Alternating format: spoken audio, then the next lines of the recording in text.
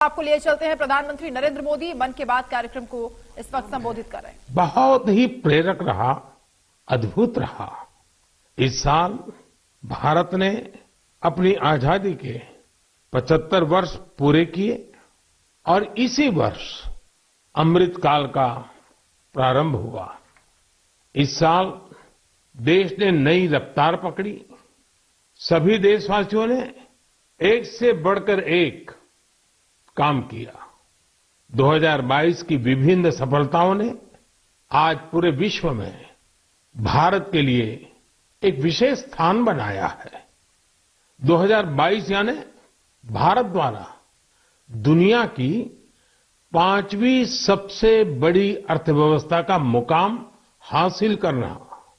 2022 यानी भारत द्वारा 220 करोड़ वैक्सीन का अविश्वसनीय आंकड़ा पार करने का रिकॉर्ड। 2022 यानी भारत द्वारा निर्यात का $400 बिलियन का जादुई आंकड़ा पार कर जाना। 2022 यानी देश के जन जन द्वारा आत्मनिर्भर भारत के संकल्प को अपनाना, जीकर दिखाना। 2022 यानी भारत के पहले स्वदेशी एयरक्राफ्ट कैरियर आईएनएस विक्रांत का स्वागत। 2022 यानी स्पेस, ड्रोन और डिफेंस सेक्टर में भारत का परचम। 2022 यानी हर क्षेत्र में भारत का दमखम। खेल के मैदान में भी, चाहे कॉमनवेल्थ गेम्स हो या हमारी महिला हॉकी टीम की जीत, हमारे युवाओं ने जबरदस्त सामर्थ्य दिखाया। साथियों, इन सब के साथ ही साल 2022 एक और कारण से हमेशा याद किया जाएगा। ये है एक भारत श्रेष्ठ भारत की भावना का विस्तार। देश के लोगों ने एकता और एकजुटता को सेलिब्रेट करने के लिए भी कई अद्भुत आयोजन किए। गुजरात के माधवपुर मेला हो, जहां रुक्मिणी विवाह और भगवान कृष्ण के पूर्वोत्तर से संबंधों को सेलिब्रेट किया जाता है, या फिर काशी तमिल संगमम हो, इन पर्वों में भी एकता के कई रंग दिखे। 2022 में देशवासियों ने एक और अमर इतिहास लिखा है। अगस्त के महीने में चला हर घर तिरंगा अभियान, भला कौन भूल सकता है। वो पल थे, हर देशवासी के रोंगटे खड़े हो जाते थे। आजादी के 75 वर्ष के इस अभियान में पूरा देश तिरंगामय हो गया। 6 करोड़ से ज्यादा लोगों ने तो तिरंगे के साथ सेल्फी भी भेजी। आजादी का ये अमृत महोत्सव अभी अगले साल भी ऐसे ही चलेगा। अमृत काल की नींव को और मजबूत करेगा। साथियों, इस साल भारत को G20 समूह की अध्यक्षता की जिम्मेदारी भी मिली है। मैंने पिछली बार इस पर विस्तार से चर्चा भी की थी। साल 2023 में हमें G20 के उत्साह को नई ऊंचाई पर लेकर जाना है। इस आयोजन को एक जन आंदोलन बनाना है। मेरे प्यारे देशवासियों, आज दुनिया भर में धूमधाम से क्रिसमस का त्योहार भी मनाया जा रहा है। ये जीसस क्राइस्ट के जीवन, उनकी शिक्षाओं को याद करने का दिन है। मैं आप सभी को क्रिसमस की ढेर सारी शुभकामनाएं देता हूं।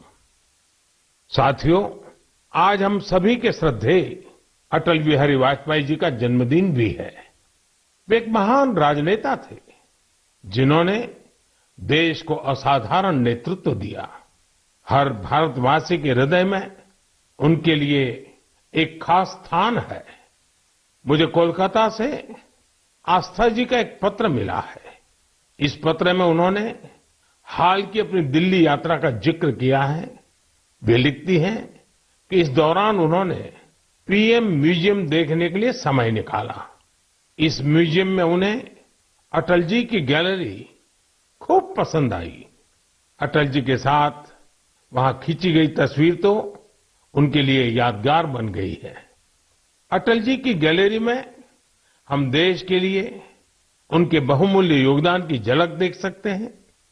इंफ्रास्ट्रक्चर हो, शिक्षा या फिर विदेश नीति, उन्होंने भारत को हर क्षेत्र में नई ऊंचाइयों पर ले जाने का काम किया।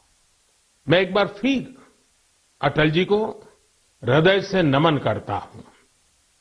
साथियों, कल 26 दिसंबर को वीर बाल दिवस है और मुझे इस अवसर पर दिल्ली में साहिबजादा जोरावर सिंह जी और साहिबजादा फतेह सिंह जी की शहादत को समर्पित एक कार्यक्रम में शामिल होने का सौभाग्य मिलेगा।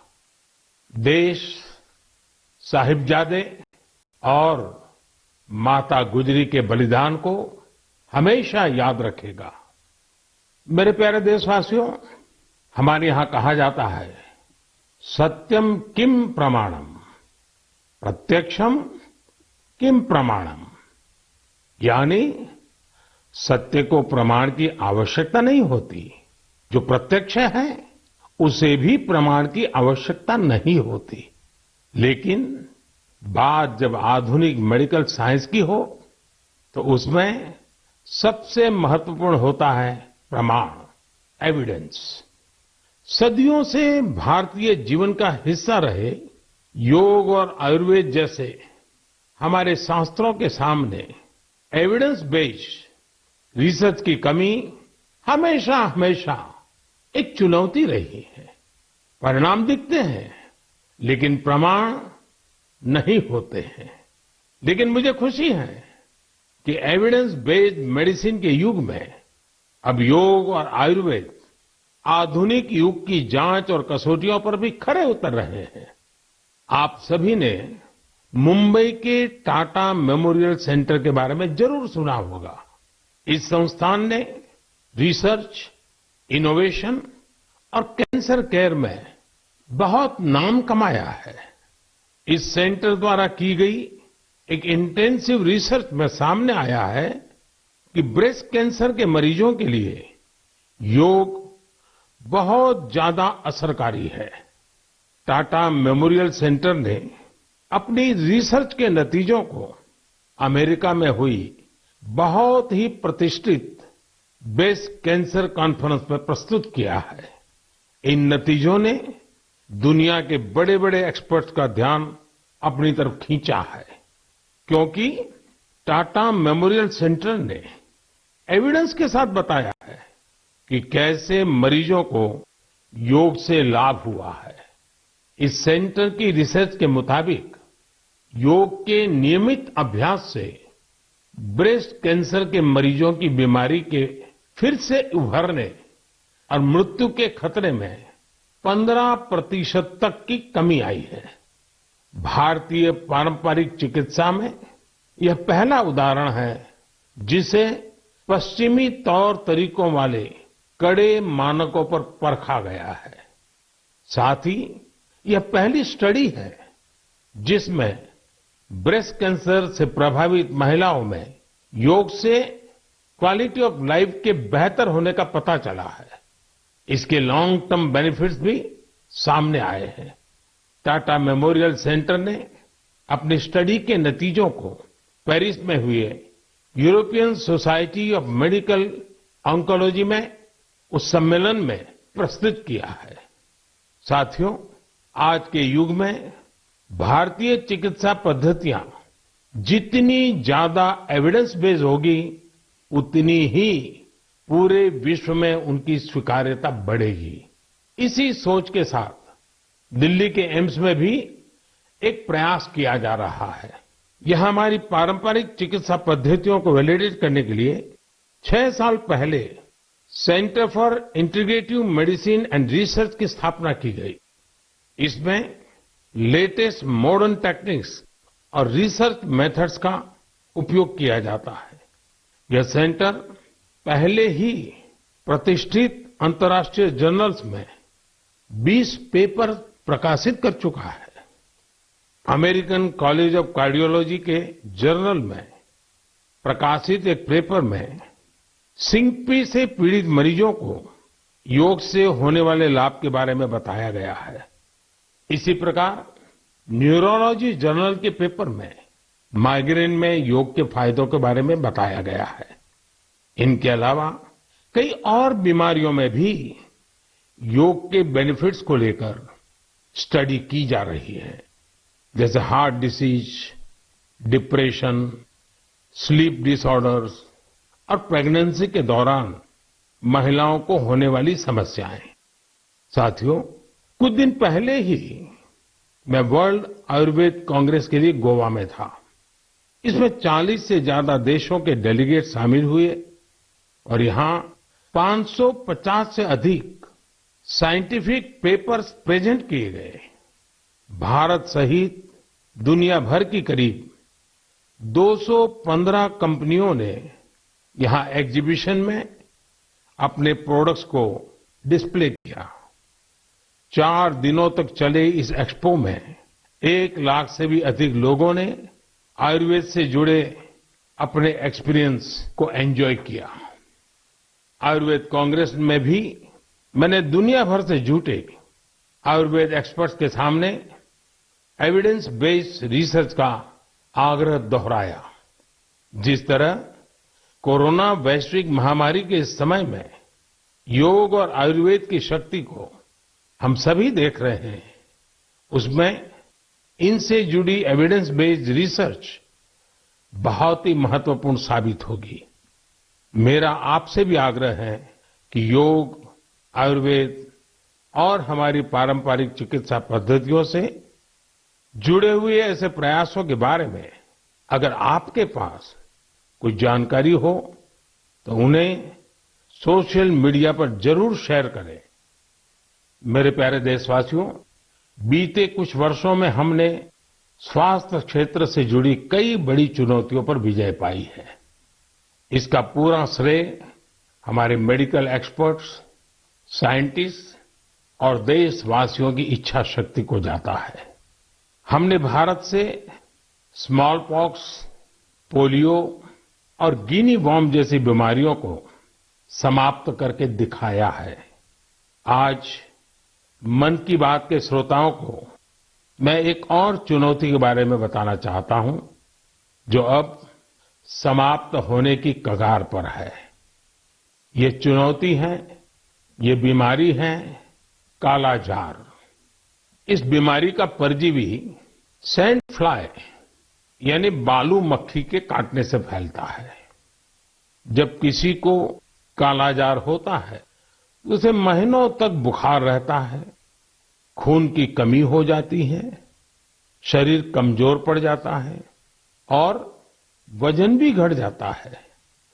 यह बीमारी बच्चों से लेकर बड़ों तक किसी को भी हो सकती है, लेकिन सबका प्रयास से कालाजार नाम की ये बीमारी अब तेजी से समाप्त होती जा रही है। कुछ समय पहले तक कालाजार का प्रकोप 4 राज्यों के 50 से अधिक जिलों में फैला हुआ था, लेकिन अब ये बीमारी बिहार और झारखंड के 4 जिलों तक ही सिमटकर रह गई है। मुझे विश्वास है बिहार, झारखंड के लोगों का सामर्थ्य, उनकी जागरूकता इन 4 जिलों से भी कालाजार को समाप्त करने में सरकार के प्रयासों को मदद करेगी। कालाजार प्रभावित क्षेत्रों के लोगों से भी मेरा आग्रह है कि वो 2 बातों का जरूर ध्यान रखें। एक है सैंड फ्लाई या बालू मक्खी पर नियंत्रण और दूसरा जल्द से जल्द इस रोग की पहचान और पूरा इलाज। कालाजार का इलाज आसान है, इसके लिए काम आने वाली दवाएं भी बहुत कारगर होती हैं। बस आपको सतर्क रहना है। बुखार हो तो लापरवाही ना बरतें और बालू मक्खी को खत्म करने वाली दवाइयों का छिड़काव भी करते रहें। जरा सोचिए, हमारा देश जब कालाजार से भी मुक्त हो जाएगा तो ये हम सभी के लिए कितनी खुशी की बात होगी। सबका प्रयास की इसी भावना से हम भारत को 2025 तक टीबी मुक्त करने के लिए भी काम कर रहे हैं। आपने देखा होगा, बीते दिनों जब टीबी मुक्त भारत अभियान शुरू हुआ तो हजारों लोग टीबी मरीजों की मदद के लिए आगे आए। ये लोग निक्षय मित्र बनकर टीबी के मरीजों की देखभाल कर रहे हैं, उनकी आर्थिक मदद कर रहे हैं। जन सेवा और जन भागीदारी की यही शक्ति हर मुश्किल लक्ष्य को प्राप्त करके ही दिखाती है। मेरे प्यारे देशवासियों, हमारी परंपरा और संस्कृति का मां गंगा से अटूट नाता है। गंगा जल हमारी जीवन धारा का अभिन्न हिस्सा रहा है और हमारे शास्त्रों में भी कहा गया है, नमामि गंगे तव पाद पंकजम सुर असुरई वंदित दिव्य रूपम भुक्तिम च मुक्तिम च ददासि नित्यम भाव अनुसारेण सदा नराणाम। अर्थात, हे मां गंगा, आप अपने भक्तों को उनके भाव के अनुरूप सांसारिक सुख, आनंद और मोक्ष प्रदान करती है। सभी आपके पवित्र चरणों का वंदन करते हैं। मैं भी आपके पवित्र चरणों में अपना प्रणाम अर्पित करता हूं। ऐसे में सदियों से कल कल बहती मां गंगा को स्वच्छ रखना हम सबकी बहुत बड़ी जिम्मेदारी है। इसी उद्देश्य के साथ 8 साल पहले हमने नमामि गंगे अभियान की शुरुआत की थी। हम सभी के लिए गौरव की बात है कि भारत की इस पहल को आज दुनिया भर की सराहना मिल रही है। यूनाइटेड नेशंस ने नमामि गंगे मिशन को इकोसिस्टम को रिस्टोर करने वाली दुनिया के टॉप 10 इनिशिएटिव में शामिल किया है। ये और भी खुशी की बात है कि पूरे विश्व के 160 ऐसे इनिशिएटिव्स में नमामि गंगे को यह सम्मान मिला है। साथियों, नमामि गंगे अभियान की सबसे बड़ी ऊर्जा लोगों की निरंतर सहभागिता है। नमामि गंगे अभियान में गंगा प्रहरियों और गंगा दूतों की भी बड़ी भूमिका है। वे पेड़ लगाने, घाटों की सफाई, गंगा आरती, नुक्कड़ नाटक, पेंटिंग और कविताओं के जरिए जागरूकता फैलाने में जुटे हैं। इस अभियान से बायोडायवर्सिटी में भी काफी सुधार देखा जा रहा है। हिल्सा मछली, गंगा डॉल्फिन और कछुओं की विभिन्न प्रजातियों की संख्या में काफी वृद्धि हुई है। गंगा का इकोसिस्टम क्लीन होने से आजीविका के अन्य अवसर भी बढ़ रहे हैं। यहां मैं जलज आजीविका मॉडल की चर्चा करना चाहूंगा, जो कि बायोडायवर्सिटी को ध्यान में रखकर तैयार किया गया है। इस टूरिज्म बेस्ड बोट सफारीज को 26 लोकेशंस पर लॉन्च किया गया है। जाहिर है, नमामि गंगे मिशन का विस्तार, उसका दायरा नदी की सफाई से कहीं ज्यादा बढ़ा है। ये जहां हमारी इच्छा शक्ति और अथक प्रयासों का एक प्रत्यक्ष प्रमाण है, वहीं ये पर्यावरण संरक्षण की दिशा में विश्व को भी एक नया रास्ता दिखाने वाला है।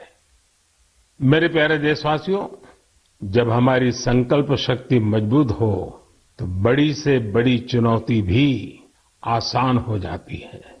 इसकी मिसाल पेश की है सिक्किम के थेगू गांव के संगे शेरपा जी ने। ये पिछले 14 साल से 12,000 फीट से भी ज्यादा की ऊंचाई पर पर्यावरण संरक्षण के काम में जुटे हुए हैं। संगे जी ने सांस्कृतिक और पौराणिक महत्व का सोमगो लेक, उसे स्वच्छ रखने का बीड़ा उठा लिया है। अपने अथक प्रयासों से उन्होंने इस ग्लेशियर लेक का रंग रूप ही बदल डाला है। साल 2008 में संगे शेरपा जी ने जब स्वच्छता का यह अभियान शुरू किया था, तब उन्हें कई मुश्किलों का सामना करना पड़ा, लेकिन देखते ही देखते उनके इस नेक कार्यों में युवाओं और ग्रामीणों के साथ ही पंचायत का भी भरपूर सहयोग मिलने लगा। आज आप अगर सोमगो लेक को देखने जाएंगे तो वहां चारों ओर आपको बड़े-बड़े गार्बेज बिन्स मिलेंगे। अब यहां जमा हुए कूड़े कचरे को रिसाइकलिंग के लिए भेजा जाता है। यहां आने वाले पर्यटकों को कपड़े से बने गार्बेज बैग्स भी दिए जाते हैं, ताकि कूड़ा कचरा इधर उधर न फेंके। अब बेहद साफ सुथरी हो चुकी इस झील को देखने हर साल करीब 5 लाख पर्यटक यहां पहुंचते हैं। सोमगो लेक के संरक्षण के इस अनूठे प्रयास के लिए संगे शेरपा जी को कई संस्थाओं ने सम्मानित भी किया है। ऐसी ही कोशिशों के बदौलत आज सिक्किम की गिनती भारत के सबसे स्वच्छ राज्यों में होती है। मैं संगे शेरपा जी और उनके साथियों के साथ साथ देश भर में पर्यावरण संरक्षण के नेक प्रयास में जुटे लोगों की भी हृदय से प्रशंसा करता हूं। साथियों, मुझे खुशी है कि स्वच्छ भारत मिशन आज हर भारतीय के मन में रच बस चुका है। साल 2014 में इस जन आंदोलन के शुरू होने के साथ ही इसे नई ऊंचाइयों पर ले जाने के लिए लोगों ने कई अनूठे प्रयास किए हैं, और ये प्रयास सिर्फ समाज के भीतर ही नहीं बल्कि सरकार के भीतर भी हो रहे हैं।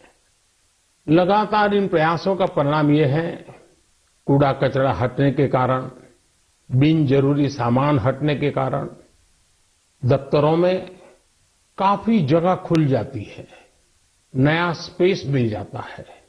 पहले जगह के अभाव में दूर दूर किराए पर दफ्तर रखने पड़ते थे। इन दिनों ये साफ सफाई के कारण इतनी जगह मिल रही है कि अब एक ही स्थान पर सारे दफ्तर बैठ रहे हैं। पिछले दिनों सूचना और प्रसारण मंत्रालय ने भी मुंबई में, अहमदाबाद में, कोलकाता में, शिलांग में, कई शहरों में अपने दफ्तरों में भरपूर प्रयास किया, और उसके कारण आज उनको 2-2, 3-3 मंजिलें पूरी तरह नए सिरे से काम में आ सके ऐसी उपलब्ध हो गई।